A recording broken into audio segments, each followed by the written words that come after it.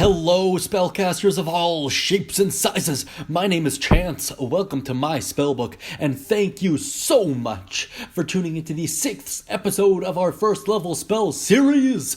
May I introduce to you the creepy, crawly, warlock tentacle-related spell, Arms of Hadar, for those of you who wish to channel the power of that which is creepy. Usable exclusively by the Warlock class and anyone else with access to their spell lists. Shout out to you magic initiates out there, and found in the OG Player's Handbook. Now let's take a look at some mechanics here. Your damage die will be 2 die 6 plus an additional die 6 per spell slot level above first. So if you'd like to burn a second level spell slot, it would be a grand total of 3 die 6 total. Very cool. The cast time is 1 action. The range is a 10-foot diameter around self. The duration is instantaneous. The saving throw is strength-based. The components are somatic and verbal, meaning you have to be able to gesture with one hand and speak forth an incantation. The school is Conjuration, and the damage type is Necrotic. With that at-a-glance review out of the way, let's take a look at the full description here so you can truly get the feel of the flavor of this spell. You invoke the power of Hadar, the dark hunger.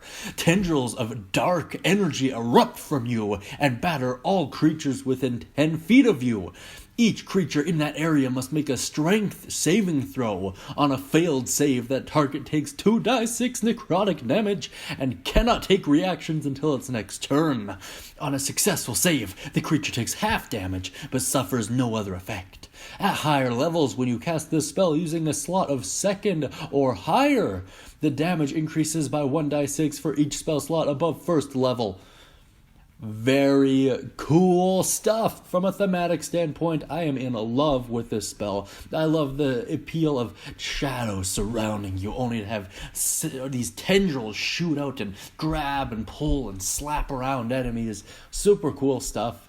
With that out of the way, let's take a quick look at some alternative uses. Naturally, these will be up to your DM's approval, but I feel like these ones are pretty safe to assume. Firstly, I would like to point out that you can kind of abuse that reaction stealing ability, I guess, and use it to flee situations where you are in mortal danger.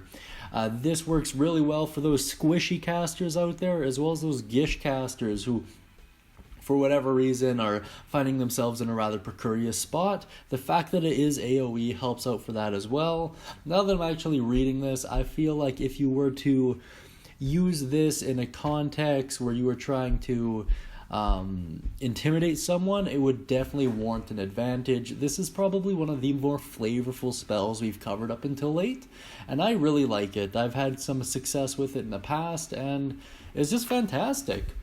That being said, if you have any crazy cool stories about Arms of Hadar or any other alternative uses you'd like to mention, please put them down in the comments below. I love reading them. Everyone who tunes in loves reading them. It's greatly appreciated, and I'm so happy to have this community starting around this channel. It means a lot to me, and I just want to thank you guys so much. It is honestly a pleasure working with all of you and enjoying these videos and comments with you. With that in mind, I hope you all have a great day, and I'm looking forward to seeing you tomorrow. And as always, happy casting, everyone.